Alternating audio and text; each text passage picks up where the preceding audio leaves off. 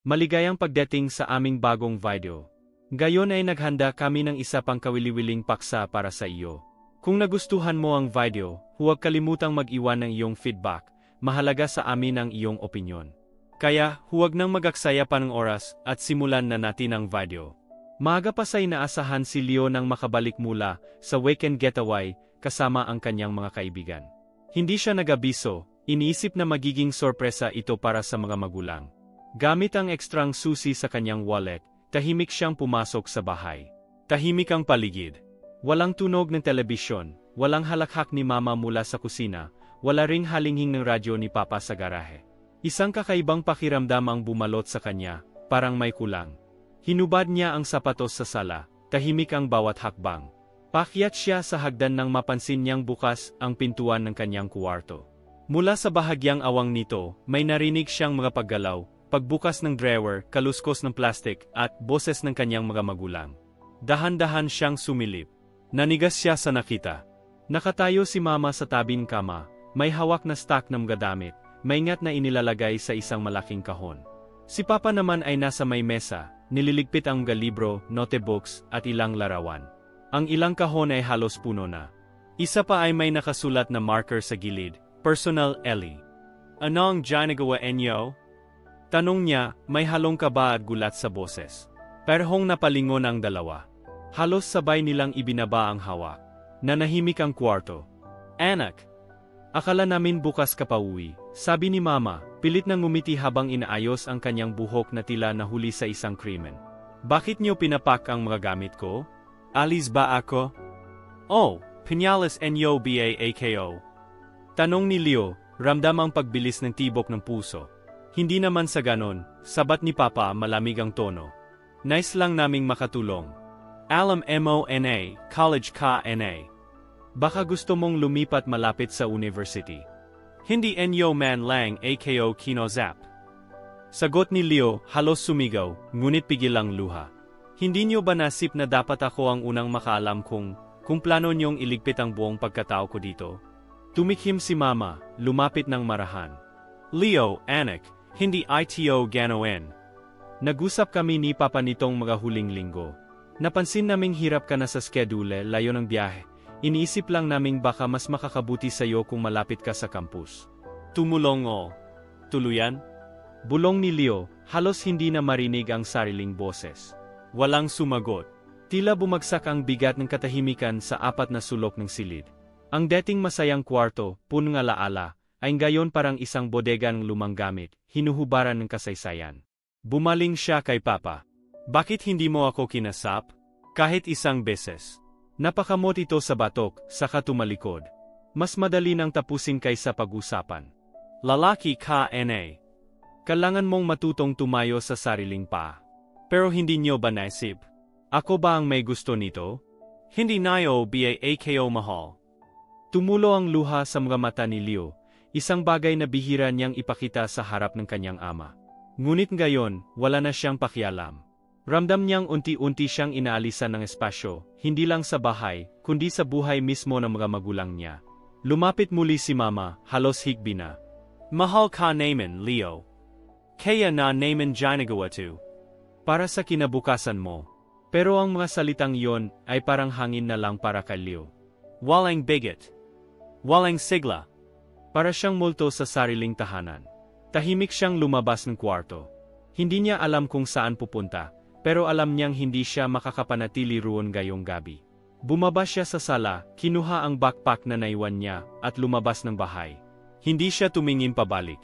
Ang mga mata niya ay nakatingin sa malayo, pero ang puso niya ay naiwan sa bawat kahon na pinuno ng kanyang mga magulang, hindi lang ng gamit, kundi ng tanong na walang kasagutan. Tinutulungan ba talaga nila ako? O tuluyan na akong tinatanggal sa buhay nila? Naglakad si Leo ng walang tiyak na direksyon. Ang hating gabi ay malamig, ngunit mas malamig ang loob niyang parang sinakal ng tanong na hindi niya kayang sagutin. Sa bawat hakbang, ang mga alaala sa bahay, ang unang bike, ang pagtuturo ni Papa sa kanya kung paanong maggupit ng papel para sa proyekto, ang mga gabing lagnat na hindi siya iniwan ni Mama. Lahat iyon ay parang nabura sa isang iglap. Pumunta siya sa bahay ni Renz, ang matalik niyang kaibigan. Isang katok lang sa pinto at agad siyang pinagbuksan, gulat sa hitsura ni Leo. Leo, Anong nangyari sa'yo? Tanong ni Renz, bakas sa mukha ang pag-alala. Pwede bang dito muna ako? Ayoko munang umuwi, mahinang tugon ni Leo. Walang tanong, tinanggap siya ni Renz. Binuksan ang sofa bed sa sala at inihanda ang kumot.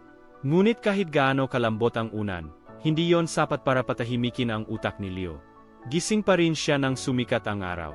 Kinabukasan, habang si Renz ay nasa kles, bumalik si Leo sa bahay nila, hindi para manirahan, kundi para humarap.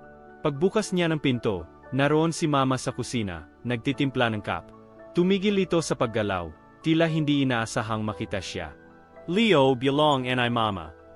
Gusto ko lang maintindihan. Bakit? Tanong niya, walang galit sa tono, pero puno ng pagod. Lumapit si Mama, nanginginig ang mga kamay. Hindi ko alam kung saan kami nagkamali. Nais lang naming maging madali para sa iyo ang pag-alis. Nais naming maiwasan ang sakit ng biglaang pamamalam. Mas masakit yung ginawa niyo nang wala akong kaalam-alam, sagot ni Leo. Kahit pa sinasabi mong para sa akin yan, parang gusto niyo na lang akong mawala. Tumulo ang luha ni Mama, pero hindi siya sumagot. Isa na namang katahimikang malupit ang bumalot sa pagitan nila. Ilang oras pa ang lumipas bago siya kinasap ni Papa. Nasa garahe ito, nagpupunas ng lumang gamit. May gusto ka bang sabihin sa akin? Tanong ni Leo, tahimik ngunit matalim. Tumigil sa pagpupunas si Papa. Hindi ko alam kung paano ito sasabihin ng hindi masakit. Pero siguro, kailangan mo na talagang magsimulang mamuhay sa labas. Lalaki ka, N.A. Bakit parang gusto niyo na akong itapon? Hindi ba sapat yung ginagawa ko? Hindi ba ako sapat bilang anak? Pabulalas na tanong ni Leo. Umiling si Papa. Hindi yon, Leo. Pero hindi ko rin alam kung paano kalapitan. Laging may peder sa pagitan natin. Pader? Ako ang may peder? O kayo ang nagpatayo niyan? Sambat and I Leo. Hindi niyo man lang sinubukang tanungin kung anong nararamdaman ko. Alamemo kung bakit kami ganyan? Putol ni Papa, tumitig sa kanya. Kasi may mga bagay na hindi namin masabi. At baka panahon na para malaman mo. Sandaling katahimikan. Tila may binibitbit si Papa na matagal nang nakabaon. Ngunit muli, hindi niya ito itinuloy. Sa halip ay tumalikod, iniwan si Leo sa gitna ng garahe, bitin sa paliwanag. Pagbalik niya sa loob ng bahay, nakita niya ulit ang mga kahon. May 3 bagong label, college papers, old clothes, at isang may simpleng nakasulat na keep. Lumapit siya sa kahon na iyon, binuksan ito. Sa loob ay may lumang laruan niya, isang medalya sa grade 6, at isang larawan nila ni Mama sa park. Napaluhod siya, hindi dahil sa gamit, kundi sa bigat ng hindi sinasabi. Bakit ganito ang nangyayari? Pumasok si Mama, tahimik na tumabi sa kanya. Leo, may mga bagay na hindi madaling sabihin. Pero hindi ibig sabihin nun na hindi ka namin mahal. Napapikit si Leo.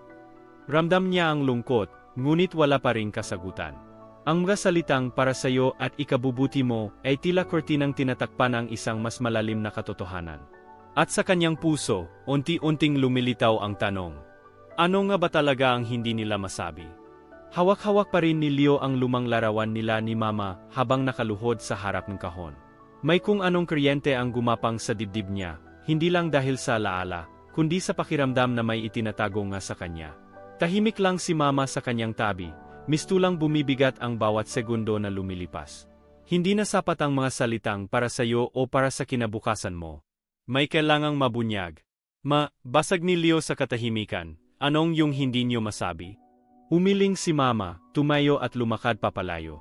Ngunit bago siya tuluyang makalabas ng kwarto, huminto ito, huminga ng malalim at bumaling sa anak. May sulat sa drawer ni Papa. S.A. Cannon. Sa ilalim ng mga lumang invoice. Kung gusto mong malaman, basahin mo na lang. Pagkaalis ni Mama, agad na tumayo si Leo at tumakbo sa drawer sa opisina ni Papa. Kinapan niya ang ilalim ng mga papel at totoo nga, may isang puting envelope na may sulat kamay na nakasulat sa harap, para kay Leo kung darating ang panahon. Nanginginig ang kamay niyang binuksan ito. Leo! Kung binabasa mo na ito, marahil hindi na sapat ang mga paliwanag namin. Hindi ko alam kung kailan o paano darating ang araw na ito, pero umaasa akong mas maintindihan mo kami. Bago kay pinanganak, may isang anak na nauna sa'yo, kapatid mo sana. Pero hindi siya umabot. 3 buwan pa lang sa sinapupunan ni Mama, binawyan na siya ng buhay. Matagal kaming hindi nakasap ni Mama noon, halos naghiwalay na kami sa tinding lungkot. Nang dumating ka sa buhay namin, naging liwanag ka. Pero kasabay ng pag-ibig, dumating din ang takot. Takot na mawala ka rin, takot na hindi ka namin maprotektahan. Kaya siguro naging sobrang higpit kami, o sobrang tahimik. Sa bawat pagkakamali mo, hindi kami galit sa'yo, kundi sa sarili naming kahinaan. Kaya nang lumaki ka at nagsimulang bumukod, hindi namin alam kung paano humawak. Natakot kami na kung hindi ka namin ihanda, baka mawala ka nang hindi kami handa. Pero siguro, sa sobrang paghahanda namin, kami rin ang nagtulak sa'yo palayo. Patawad, anak. Hindi namin ginusto na maramdaman mong hindi ka mahalaga. Ikaw ang tanging anak namin, at huli naming pagkakataon. Papa! Namalayan na lang ni Leo na tumutulo ang mga luha niya sa papel. Tumayo siya, marahang tiniklop ang sulat, at lumabas ng kwarto. Nasa sala si Papa, tahimik na nakaupo, tila hinihintay siya. Tahimik siyang umupo sa tapat nito. Matagal silang walang imik, ngunit ngayong nabasa na niya ang sulat, mas naunawaan na niya ang bigat sa likod ng mga kilos at katahimikan ng ama. Totoo lahayon? Tanong ni Leo, mahinahon ngunit puno ng damdamin. Tumango si Papa. Hindi naging madali. Hindi namin alam kung paano ipapaalam sa'yo hanggang sa lumaki ka. At lumeo. Akala ko kasi, tanadabaw enyo ko, sabi buntang hininga ni Leo. Pero ang totoo, kayo pala ang natatakot mawala ako. Nagtagpo ang mga mata nila. Sa unang pagkakataon matapos ang mahabang panahon, may unawaan. Hindi pa tapos ang sakit, pero may paghilom na nagsisimula. Hindi ko kailangan ng perpektong magulang, dagdag ni Leo pilitang ngiti, kailangan ko lang maramdaman na kasama ako sa mga desisyon. Na hindi ako estrangero sa sarili kong buhay. Lumapit si Papa, at sa wakas, niyakap siya. Hindi yon madalas mangyari. Ngunit ngayong yakap yon ng isang ama na handang magpakumbaba, may ibang bigat, mas totoo, mas malalim. Sa likod nila, tahimik na umiyak si Mama, habang pinagmamasdan sila mula sa hallway. Lumapit ito at niyakap silang pareho. Sa loob ng bahay na puno ng kahon at alaala, sa gitna ng sugat at takot, unti-unting nabubuo muli ang isang pamilyang muntik ng magkalas-kalas. Ngunit kahit may paliwanag na, alam ni Leo, hindi pa rito nagtatapos ang lahat. Kailangang harapin ang tunay na tanong. Saan na siya patutungong gayon? Sa bahay na ito o sa bagong buhay na hinanda ng mga magulang niya, at ngayon ng sarili niyang puso? Kinabukasan, tahimik na bumaba si Leo mula sa kanyang kwarto. Walang nag-iba sa itsura ng bahay, pero pa rin ang luma nilang kortina, ang gasgas sa lamesa, ang amoy ng kape tuwing umaga. Ngunit sa loob niya, may malaking nagbago. Para bang ang bawat hakbang ay may bigat ng pagpili. Ito pa ba ang tahanan niya? Nasa kusina si Mama, abalang nagluluto ng almusal. Napatigil ito nang makita siya. Gusto mong sumabay? Tanong ni Mama. May bakas ng ngiti ngunit may halong takot sa sagot. Salamat, mahinang tugon ni Leo, sabay opo sa paborito niyang upuan, yung malapit sa bintana kung saan siya madalas nagbabasa noong bata pa siya. Pinagmasdan niya ang paligid, bawat sulok ay may kwento. Pero hindi rin niya may kakaila na sa dami ng alaala, marami rin ang nasaktan. Dumating si Papa, dahan-dahang umupo. Walang nagsasalita sa kanila ng ilang minuto, tanging tunog ng kusara sa pinggan ang naririnig. Hanggang sa basagin ni Leo ang katahimikan. Naayos ko na ang dorm application ko kahapon.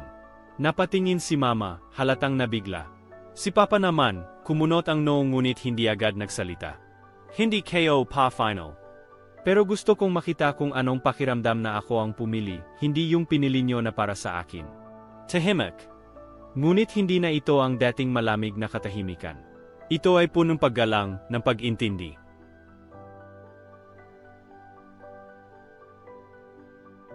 Leo, sabi ni Papa sa wakas, hindi namin intensyong kunin ang desisyon mo. Ang gusto lang namin, siguraduhin na hindi ka maliligaw. Napangiti si Leo, kahit pa may bakas ng lungkot. Kahit maligaw ako, kailangan kong matutong hanapin ang sarili kong direksyon. Tumango si Mama. Tama ka. At sa totoo lang, matagal ka na naming pinipigilang lumipad, kasi takot kami na baka bumagsak ka. Pero baka oras na rin para hayaan ka naming magpalipad, kahit minsan ay masaktan ka sa hangin. Napatingin si Leo sa labas ng bintana. Doon niya unang nakita ang langit habang karga siya ni Papa. Doon niya natutunan kung paano mangarap. Ilang araw ang lumipas. Tahimik ang bahay, pero hindi na ito malamig. Abala si Leo sa pag-ayos ng kanyang mga gamit. Hindi na dahil may ibang nagdesisyon para sa kanya, kundi dahil sa wakas, siya na ang pumipili. Pumasok si Renz habang nagsusupot siya ng mga libro. Oy, bungad ni Renz, hindi ko akalain na yung Leo na inyakan yung pag-impeke ng gamit niya, siya rin pala yung Leo na tatayo sa sarili niyang paa. Napadawa si Leo. Hindi ko rin akalain na darating ako sa puntong to. Akala ko dati, basta galit lang ako. Pero mas takot pala talaga ako. Takot-san. Tanong ni Renz. Takot na hindi ako tanggap. Takot na lahat ng desisyon sa buhay ko, ibang tao ang gumagawa. Pero ngayong nalaman ko ang totoo, mas gusto ko nang piliin ang sarili kong direksyon kahit mahirap. Napansin ni Renz ang sulat sa ibabaw ng mesa, yung sulat ni Papa. Pinulot niya ito, ngunit hindi binuksan. Anong plano mo sa sulat? Tatabi ko. Hindi para laging balikan, kundi para ipaalala sa akin kung gaano kahalaga ang mga bagay na hindi sinasabi. Kinabukasan, bago siya umalis, tumayo si Leo sa gitnang sala. Nakatayo si Mama sa pintuan, si Papa naman ay may hawak na maliit na kahon. Para sa'yo, sabi ni Papa, inyabot ang kahon. Hindi namin alam kung kailan mo kailanganin, pero baka makatulong. Binuksan ni Leo ang kahon. Sa loob nito ay isang maliit na kompas, luma na may kalawang pero gumagana pa rin. Ginamit ko yan dati nung scout ako, paliwanag ni Papa. Hindi ito para sabihing saan ka pupunta, kundi para palalahanan ka na kahit saan ka man dalhin ng mundo, palagi kang may kakayahang humanap ng direksyon. Hindi na napigilan ni Leo ang luha. Sa unang pagkakataon, ito ay luha ng pag-unawa. Luha ng pag-asa. Nagyakapan silang tatlo. Walang pangakong hindi masasaktan, pero may kasiguraduhang hindi siya nag-isa. Habang sumasakay siya sa jeep patungo sa kanyang bagong simula, hawak ni Leo ang kompas. Hindi ito pagtatapos. Ito ang simula ng isang buhay na siya na ang may hawak ng manibela. Mainit ang sikat ng araw nang bumaba si Leo sa harap ng dormitoryo. Sa likod niya ang lumang kompas, sa loob ng bulsa, sumasayad sa kanyang puso tuwing kikilos siya. Bitbit niya ang bag na puno ng damit at alaala. Pero higit sa lahat, dala niya ang bigat ng mga taon na ginugol sa katahimikan, galit at tanong nang gayon dahan-dahang nagiging pag-unawa. Pagkapasok niya sa dorm, sinalubong siya ng receptionist at binigyan ng susi. Kwarto 208, ikalawang palapag. May roommate ka, kakapasok lang din kahapon. And gumatay si Leo. Salamat po. Umakyat siya, huminto sa tapat ng pintuan, huminga ng malalim bago pihitin ang seradura. Sa loob ay may simpleng kama, desk, at maliit na aparador. Nandoon na rin ang kanyang roommate, isang lalaking nakaupo sa kama, nakikinig sa musika habang nagsusulat sa notebook. Pagkakita sa kanya, agad itong ngumiti. Uy, ay ko yata si Leo? Sagot ni Leo, sabay lapit para makipagkamay.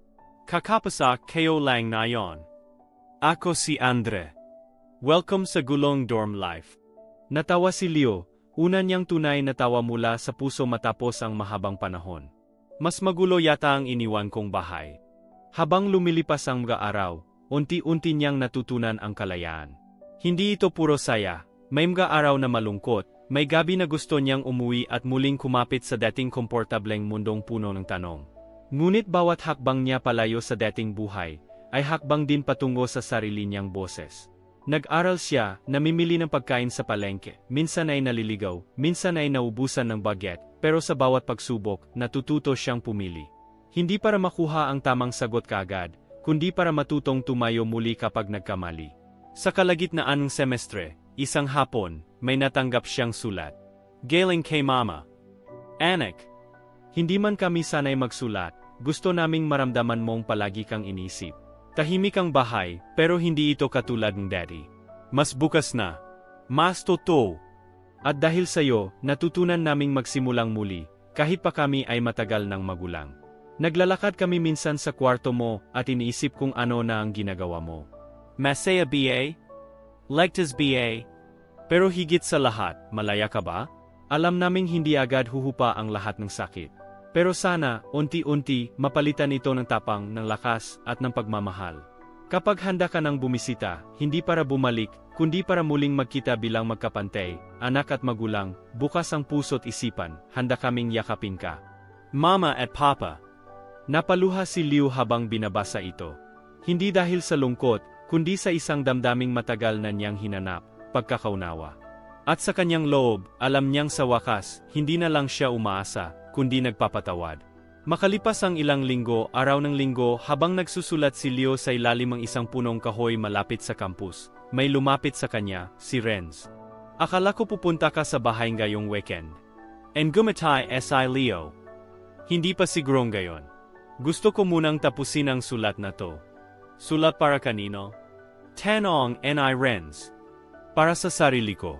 Para malala ko, kahit sa lahat ng pinagdaanan, may isa akong araw na pinili kong magsimula ulit. Hindi dahil pinilit, kundi dahil handa na akong mahalin ang sarili ko kahit hindi pa buo. Tumahimik si Renz, tumango. Isa yan sa pinakamahalagang aral, Leo.